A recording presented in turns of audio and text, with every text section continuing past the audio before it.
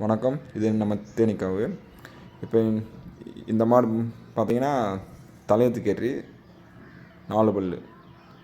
இந்த மாடு பார்த்திங்கன்னா கெச்சப் மாடு, ஒரிஜினல் கெச்சப். அதை வந்து மாடு வந்து பழைய மாடுன்னுவாங்கள அந்த மாதிரி மாடு இது. இந்த மாடு பார்த்திங்கன்னா 10 ஏற்று ஈண்டாலும் மாடு அதான் அதே வெயிட்டில் அதே இதில் இருக்கும்.